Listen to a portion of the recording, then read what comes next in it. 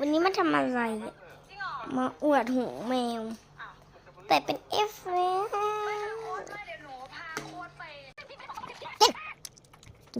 หมาม่อนแล้วก็เป็นขนมที่ผมไม่กินทำไมไม่รู้ไม่กินเนี่ยวันนี้เราไม่ได้มาทำอะไรเยอะแยะแต่นี่ทุกคนน้ำกระป๋องเดี๋ยวเราให้ดูนิดเดียวเองแล้วก็เก็บปลากระป๋องเนี่ยได้แล้วทำงานบอกทุกคนจะติดกับพ่อยายมาจุ๊บทุกคนดูอะไรนะหนูว่าคำลูกอะไรไม่รู้ของแล้วทำอะไรที่เราแล้วก็เป็นอย่างนี้เลยทำอะไรก็ไม่รู้แล้วได้ยอดวิวมั้งแล้วเราก็ทำน้ำกระป๋องทำอีกขวดเป็นขวดน้ำกระป๋องเนี่ยเพิ่มความยากหน่อยซ้อนกัน2 ครั้งโดนไม่ขาดไม่ขาดฉันคือเบนเพนสีแดงฉันชอบต่อยคนอื่นฉันขยับคนอื่นไม่ติดฆ่าเสีย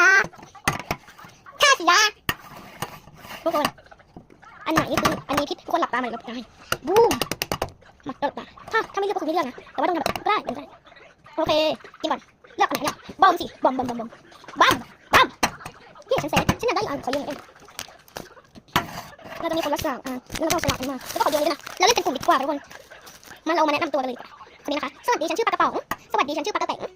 สวัสดีฉันชื่อดำสวัสดีเราชื่อไข่เค็มสวัสดีเราชื่อกระป๋องเป็นชื่อเราชื่อสติ๊กเกอร์ติดกระป๋องเราชื่อไม่อันนี้จะพูดกันเป็นอะไรเป็นอะไรเราชื่อหนูชื่อชาเอมหนูชื่อฟานค่ะนี่ผู้แทรกสติ๊กเกอร์ติดกระป๋องทำไมพูดคำว่าทำไม่รู้เรื่องอะไรเลยถ้างั้นฉันขอเชิญเพื่อนใหม่เข้ามานะเพื่อนใหม่คือใครดีวะแค่ขอยืมอันนี้ก็มาหนึ่งนะก็ขอยืมหนึ่งนะโอเคน่าจะได้มาฉันรู้ชื่อพวกเธอหมดแล้วนะพอดีพี่คนที่ชวนฉันเข้ามาเขาบอกอะเราชื่อไมโลนะโอเคเป็นน้องของกระแต๋งคือคนนี้นะคะพี่กระแต๋งขอคุยสุดอะไรน้องชื่อไมโล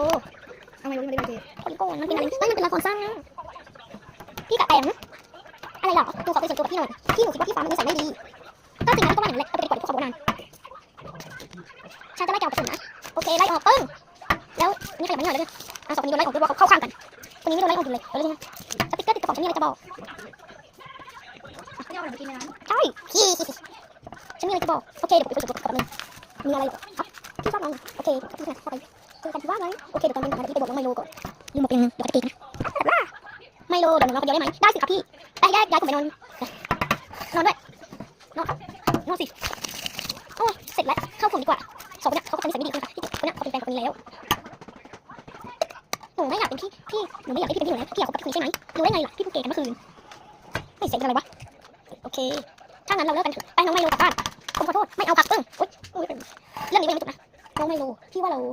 ไปแอบดูเขากันนะขอยืนดูตรงนี้นะช่างแกเราไปต่อดีกว่ามาฝนตกดูเดี๋ยวบังฝนให้ถึงแล้วตรงนี้ข้ามมา